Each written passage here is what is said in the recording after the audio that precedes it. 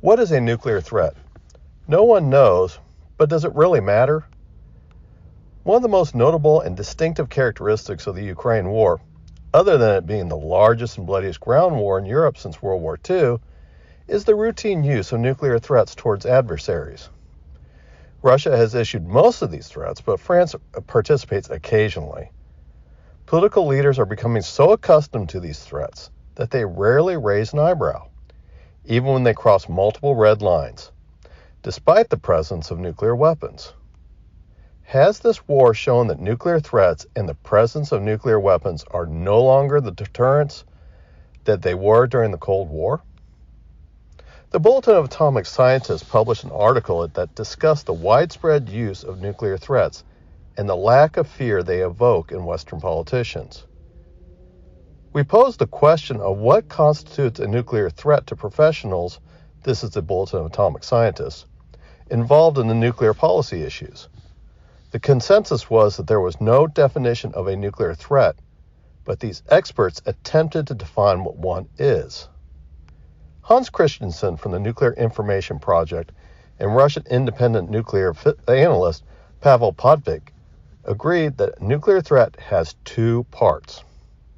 1. A statement projecting a country's nuclear power. 2. A significant action to display that nuclear power, such as a weapon deployment of the weapons in a drill or exercise. The point is not made, but these two must coincide closely to link the two actions.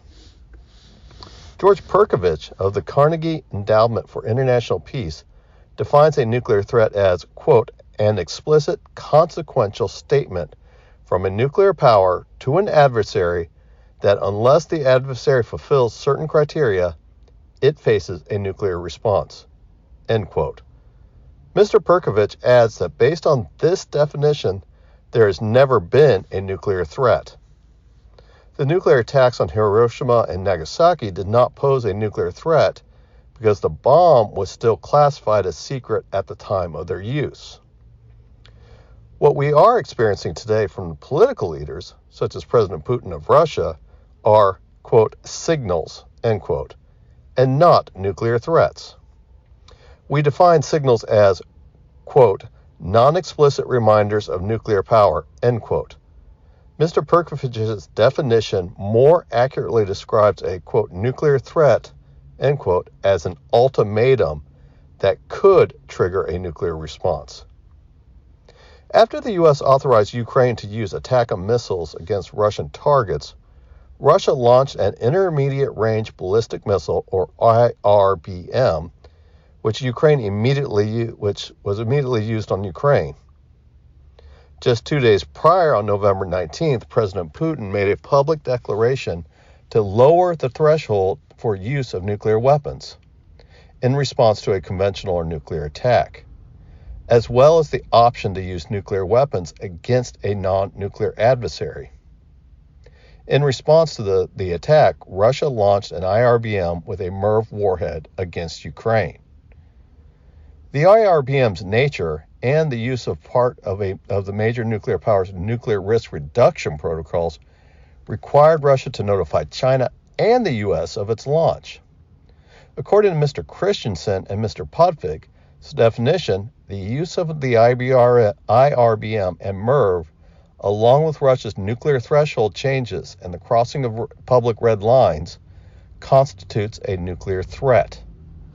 The declaration of Russia's nuclear power and the public declaration of a threshold shift and the deployment of a weapon, an IRBM, that necessitated nuclear proliferation and utilized a MIRV warhead specifically designed for nuclear weapons were all part of the scenario of a nuclear threat. However, Mr. Perkovich viewed the change in nuclear policy and the launch of the IRBM as merely a nuclear signal. There was no explicit threat that nuclear response would occur if Ukraine used ATACMS. Based on his definition, he is correct. The problem lies in the fact that Mr. Perkovich's definition of a nuclear threat may not align with the reality that nuclear weapons serve not only as a weapon of war, but also as a political and psychological tools. The presence of nuclear weapons on the chessboard serves as a deterrent, and the use has a psychological impact on the populations they threaten. According to Mr. Perkovich, a nuclear threat is a military action similar to President H.W. Bush's declaration on February 23, 1991, that Iraq's Saddam Hussein had until noon Eastern Standard Time to leave Kuwait or face a ground war. Mr. Perkovich's definition of a nuclear threat is similar to President H.W. Bush's declaration that Iraq's Saddam Hussein had until noon EST on February 23, 1991, to leave Kuwait or face a ground war. From a political perspective, Perkovich's definitions are excessively strict, given that the political utility of nuclear weapons lies in their perceived threat. The possession of nuclear weapons serves as a deterrent, potentially discouraging another country from taking action. This deterrent is a warning of the power of the nuclear-armed state. Nuclear weapons from political point of view or of political utility are that no specific warning is needed for the threat of nuclear weapons to be real. This is why verifiable demonstration of nuclear capability is necessary to establish both nuclear capability and a nuclear deterrent. The Israelis have never acknowledged that they have nuclear weapons, but they have expressed their presence through channels confirming the nuclear capabilities. Additionally, the threat of nuclear weapons can influence a population, leading them to either become more aggressive in demanding action against the threat or demand a change in the direction politically.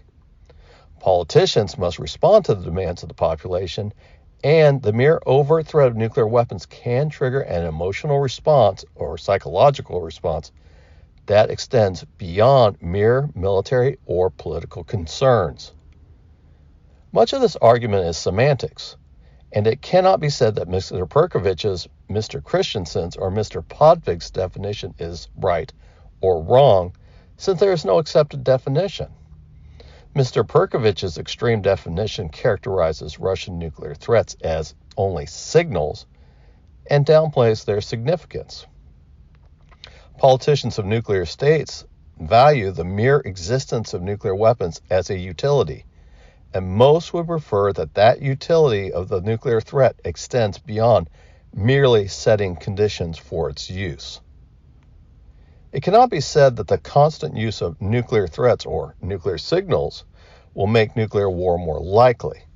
The use of them can cause a pause in political decisions or a psychological impasse on the affected population. Constant use of these threats can numb politicians and populations to the point that the threats are meaningless. Like all threats, at some point they have to be acted upon, or they have to be acted on to prevent them from being consistently ignored, or are used consistently and their deterrent benefit is reduced or eliminated.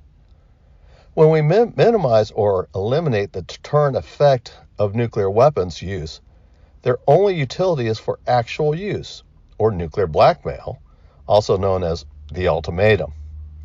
Perhaps it would be better if world leaders worked to avoid or seek a quick end to conflicts before nuclear warnings, signals, gestures, or ultimatums become a factor.